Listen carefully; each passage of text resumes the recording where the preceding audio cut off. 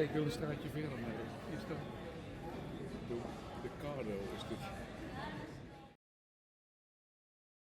For quite some time now, someone might have suffered from depression. As a result of this, they can typically have a low mood, not be able to experience pleasure, or be interested in doing a great deal.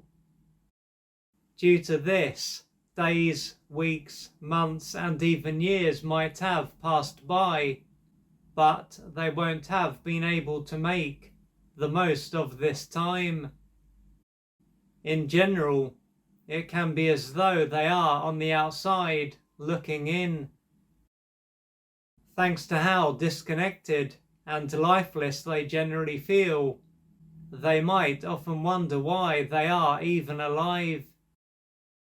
What can play a part in why this is something that they think about is that they can compare their life with others.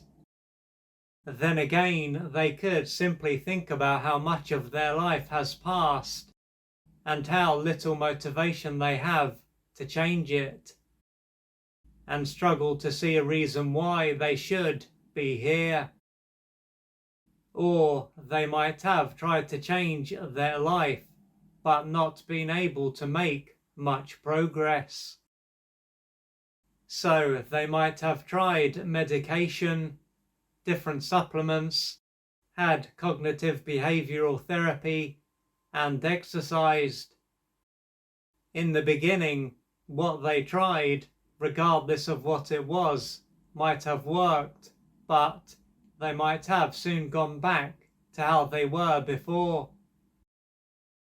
They might then have gotten their hopes up, only to experience an even greater sense of despair as time passed.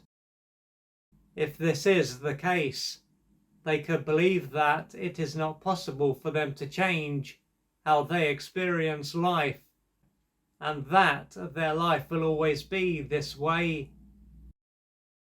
Still, there could be at least one person in their life who tells them to keep going and not give up on themselves.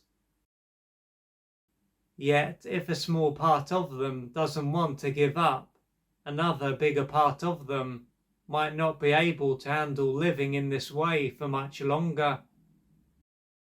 If they have experienced life in this way for a very long time, it is to be expected that they will have been worn down and won't have a strong need to be here.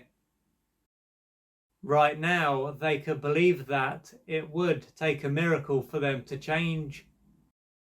If they were to take a step back and think about when they first started to experience life in this way, what might enter their mind is that they went through something very stressful.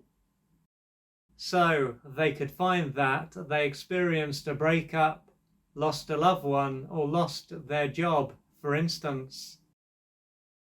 After this, they ended up going from someone who could somewhat embrace, if not fully embrace life, to someone who simply couldn't embrace life. If they were to remember how they felt during this time, they could find that they felt helpless and hopeless. Additionally, they may find that they went into an emotionally collapsed state and mentally disconnected from themselves. Their parasympathetic nervous system would have been activated, and they would have become disembodied. Therefore, part of them would have gone down, and another part of them, their awareness, would have gone up. Furthermore, what took place for them at a mental, emotional, and physical level is likely to have had an impact on their hormones and neurotransmitters, and is likely to continue to do so. Taking this into account, if they have taken medication, tried different supplements, had cognitive behavioral therapy, and exercised to try to change how they experience life, and this hasn't worked, this is not going to be much of a surprise. Each of these approaches will have been focused on the effects of what is going on for them, but not the cause. When it comes to medication, then, this is likely to have been aimed at changing what is going on in their brain and enhancing certain chemicals. This would have been based on the view that their inability to produce enough serotonin was causing them to be depressed. When it comes to the supplements that they used, some of these would have likely been aimed at increasing their serotonin levels. As for cognitive behavioral therapy, they may have been told that their negative thoughts and beliefs were playing a big part in why they were depressed. And finally, exercise was probably also seen as a way for them to increase their feel-good brain chemicals and thus feel better about themselves. If they tried this and felt better for a while, it is likely to be because the chemicals that were released aided in repression and thereby prevented their conscious mind from being flooded by input from other areas of their brain. What each of these approaches would have overlooked is the fact that they are likely to be carrying trauma, and unless this is dealt with, they are unlikely to get to the root of the issue. It can seem strange as to why the common approach to depression is to overlook deeper issues and focus on symptoms, but this can be seen as a consequence of trauma. One thing that trauma does is uproot someone from their body, and so one outcome, when a society is filled with people on all levels who are unknowingly in a traumatized state, is that there will generally be a very surface level understanding and approach to mental and emotional issues. It is then as though there is a collective and unconscious agreement not to go deeper in order to avoid opening Pandora's box. With this in mind, it will be essential for them to deal with the impact that their stressful situation had on them all of those years ago.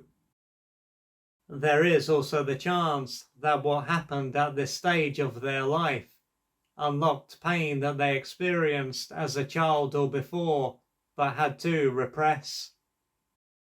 This may have been a stage of their life when one or both of their parents were emotionally unavailable and out of reach.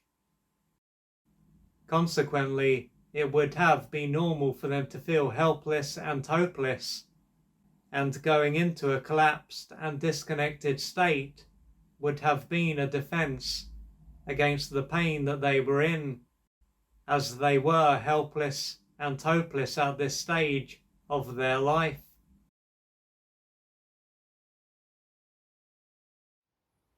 If you would like to find out more about the services that I offer, please go to www.oliverjrcooper.co.uk or email me at info@oliverjrcooper.co.uk, and I'm looking forward to assisting you on your journey.